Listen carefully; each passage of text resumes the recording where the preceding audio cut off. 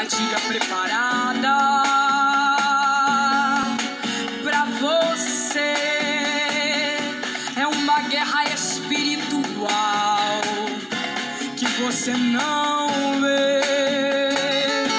O inimigo rodeando, querendo atacar, mas o Senhor dos Exércitos chegou aqui pra guerrear.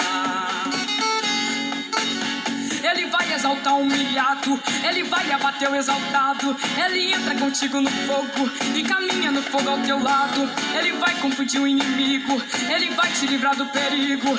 Ele vai trovejar contra eles, ele vai te esconder no abrigo. Ele livra do arco de longe, ele livra da lança de perto. Ele queima os carros no fogo, ele é provisão.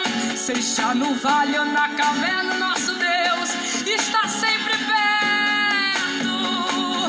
Deus vai fazer uma coisa nova, vai mudar a cena, vai fazer a roda grande passar dentro da pequena, vai fazer surpresa quente aqui na terra. Deus já ganhou essa batalha, o inimigo bateu em retirada.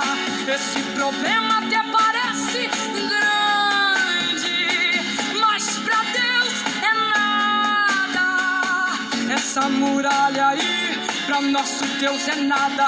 Esse gigante aí, pra nosso Deus é nada.